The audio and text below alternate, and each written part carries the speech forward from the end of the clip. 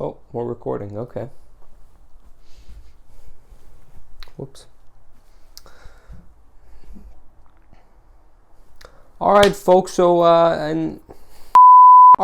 later this year, the Many Saints of Newark, which I believe is the Sopranos prequel, comes out, and so I have decided to watch every season of the Sopranos before that movie, and I'm going to review them for you because April's a dry month. Let's do it.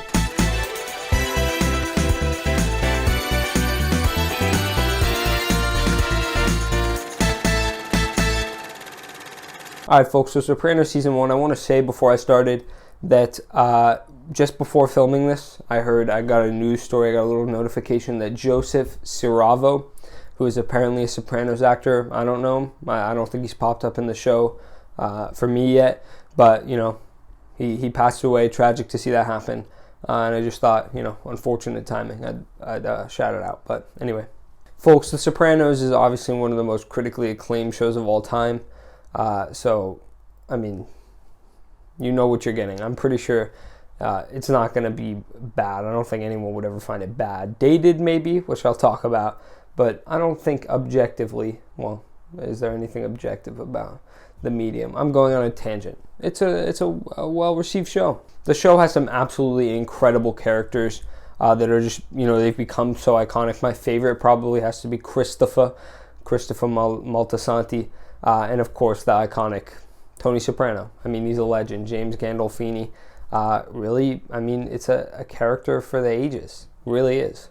And then every character in the show is sort of framed through their relationship to Tony, who is, of course, again, the titular character. So you have his mom, his wife, his kids, his fellow capos, his therapist, his uncle Junior. And so their relationship to Tony is obviously important to the show, but they all exist outside of him as well, and I would say all of them are very interesting characters. Tony and his therapist sort of serve to further the deep dive into Tony, and I would say The Sopranos, obviously I haven't finished it and I can elaborate on this, but the general consensus I get is that The Sopranos' greatest accomplishment is the character of Tony Soprano and really fleshing him out to be a person that you could probably guess what decision he would make in any given moment, because that's just how much you know about him, because you get to know him over 6 seasons.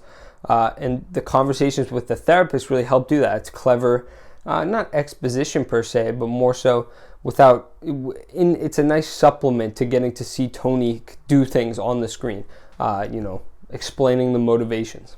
I think in this day and age, in sort of the streaming era, we've come to forget what TV was like. And of course, there's still examples of the TV like it, but it's really more serialized. Each episode, sort of its own unique plot line, with a thread through each episode, but not necessarily the dominant thing, right? So in a present day show on Netflix or something, you might find a drawn-out movie, 10 episodes of one plot line drawn out, not individual, specifically unrelated to any other episode plot lines with a thread through it. And that's what TV used to be. I'm personally not a fan of that model. I feel like it drags on unnecessarily.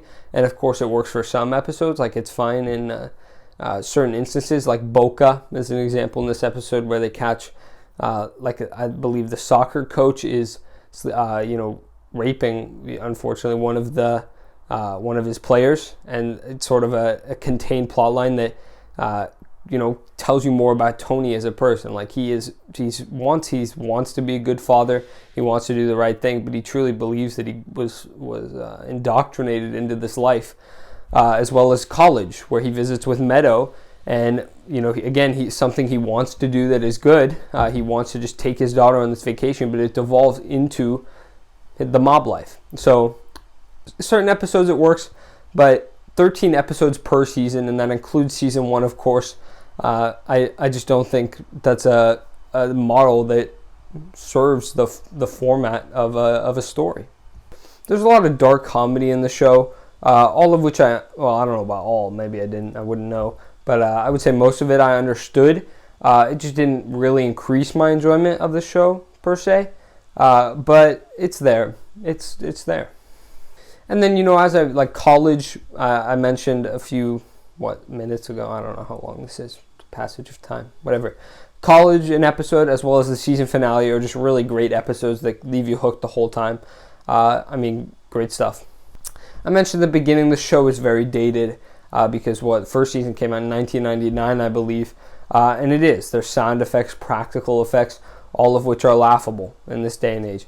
And that's just the unfortunate reality, I don't like when people say, you have to look at it through the lens, you have to judge it through that lens, because I don't think you do. You can understand that, you have to know that fact, but that doesn't change your enjoyment. You can't fundamentally increase or decrease how much you like something just with the knowledge that they didn't have the same resources. So that's a negative for me. And then just in line, the inevitable comparisons to other mob related stories. Of course, this is just one season so far, but I can't say that anything is a particular standout in any mob story so far. Of course, it is more contemporary. It's more in the present day. You get more of a look of that side of things. But other than that, I'm not sure it offers anything fresh. So the one thing I can say that I absolutely loved about season 1 of The Sopranos is the characters. They're all great. Really, all of them are great. All of them have great moments. Some more than others, of course, like Tony, who's in every minute of every episode practically. The characters are excellent. Everything else is bad to good, bad to mediocre, bad to good.